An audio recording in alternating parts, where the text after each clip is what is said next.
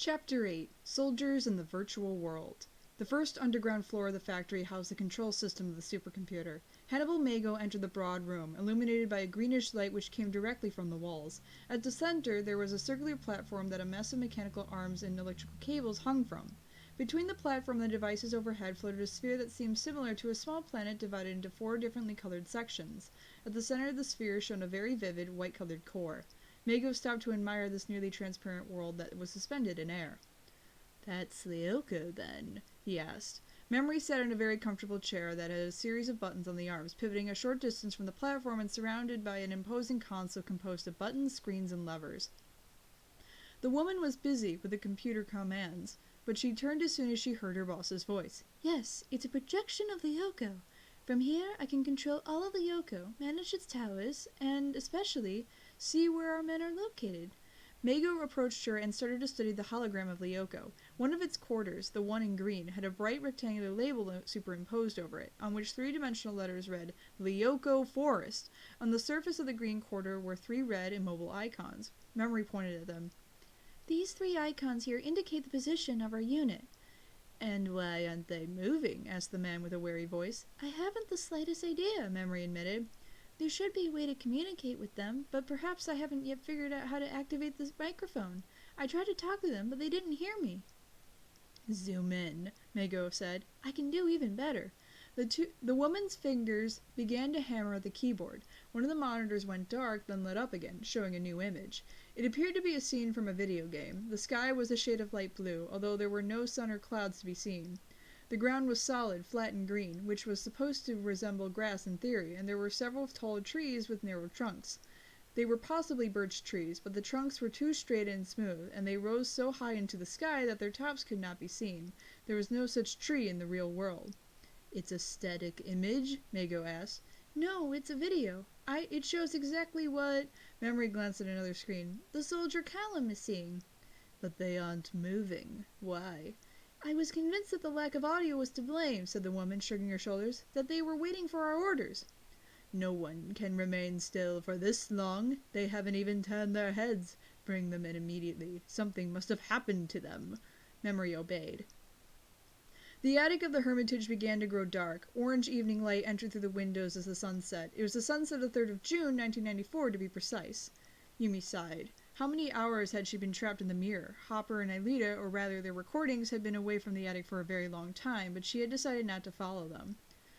Discovering the content of the professor's journal didn't interest her anymore. She only wanted to go back home to warn the others that Xana was alive. At the young girl's feet, Odd was still asleep on his side with his mouth hanging open, his chest barely moving. "Can't you wake up?" Yumi whispered to him softly, touching his shoulder. "You don't know how much I need you." She waited a moment, and then nothing happened. She shook him with all her might. "Wake up, Odd, please! I'm serious!" "Huh?" responded the boy, opening one eye, then the other. He sensitively placed his head between his hands, as if he feared that it might explode.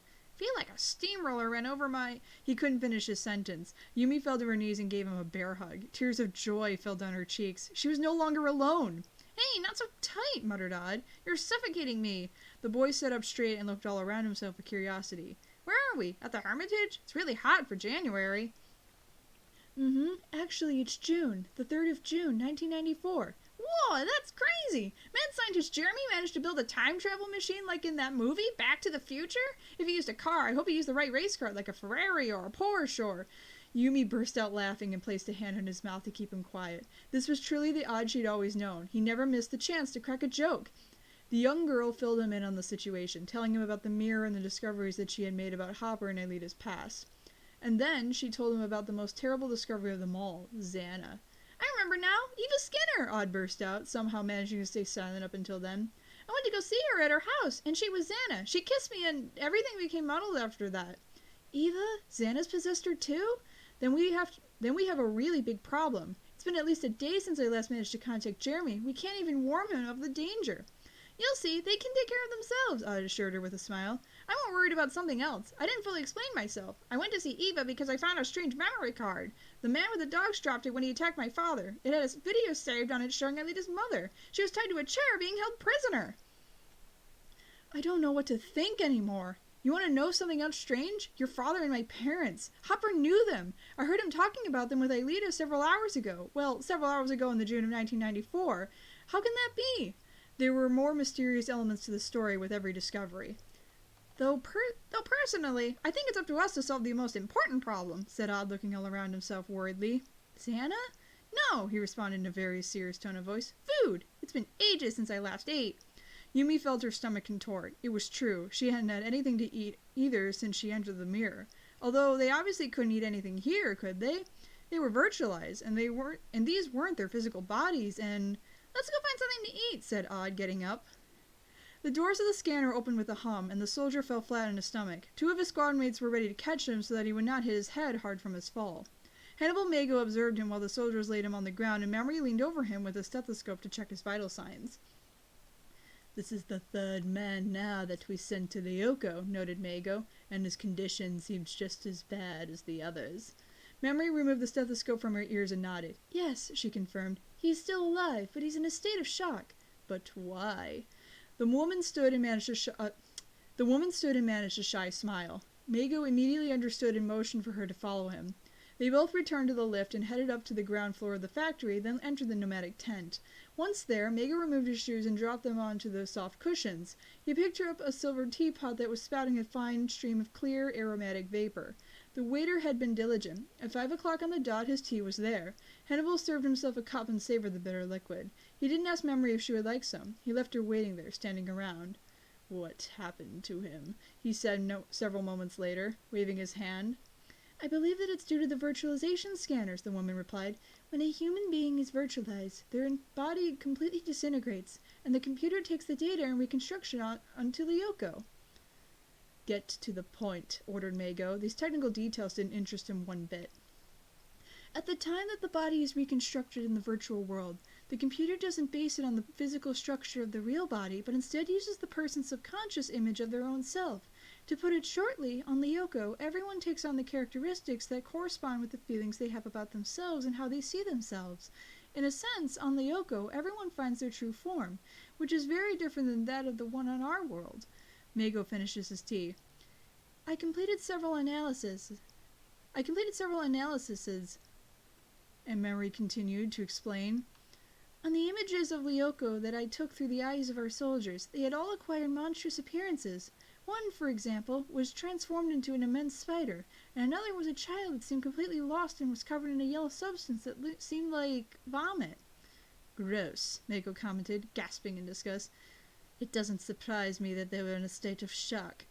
Yes, it's difficult for us to face our greatest fears and accept the vision that we have of ourselves. These soldiers have dirtied their hands in all sorts of crime, and when Lyoko forces them to look reality in the face, they crumble and become immobilized. And they become completely useless, cried the leader of the Green Phoenix, standing up from his cushions and starting to pace back and forth. He needed his men to enter the 5th sector, the core of Lyoko, and to open the passage that would connect him to the first city. But how could they succeed if they become totally paralyzed the moment they set foot in the virtual world? With a bit of luck, Mago murmured, another unit might have a better chance. I know, said Memory, looking at him unsteadily. I don't think that would... Try it. Send another group of soldiers to Lyoko to see what happens. If that doesn't work, continue experimenting. Maybe you'll come up with a useful idea. Yes, sir. I want a detailed report tomorrow morning, and tell Grigory Nyctopoulos to be present. We must find a solution to this problem. Memory left the tent, giving a slight bow, leaving Mago alone again, staring fixedly at the large emerald tapestry. He hated this factory. It reeked of dust and grime. In no way was this appropriate accommodation for someone of his class. I feel human again, said Odd, wiping his mouth with one of his Catboy sleeves.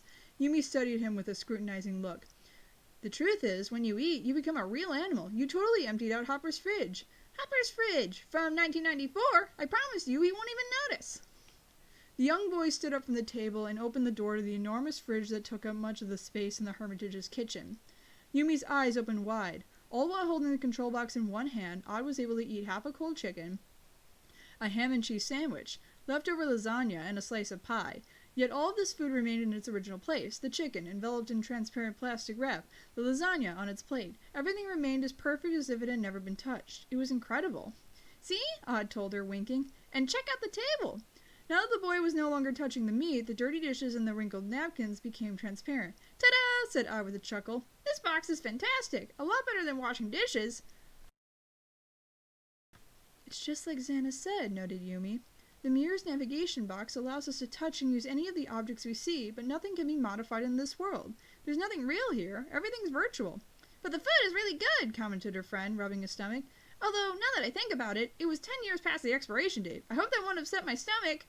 Yumi continued to observe the table, from which the plates had already disappeared. Virtual or not, the food was really good, and the water too. She hadn't realized just how thirsty she was until she had drank almost an entire bottle. All right, she exclaimed. Now that we've stuffed our faces, we need to decide what we're going to do. We're trapped in this fragment of the past, and we can't warn the others that Xana is free. And at the same time, that computerized monster could be in the process of destroying everything. Exactly, confirmed Odd. Do you have a plan? We can continue to press the fast forward button. The mirror resembles a sort of DVD movie, so with a little bit of luck on our side, if we make it to the credits, the movie will end, and we'll return to the real world. That's cool with me. Odd approached her and took her hand. Hang on tight, he ordered. Then he pressed the button.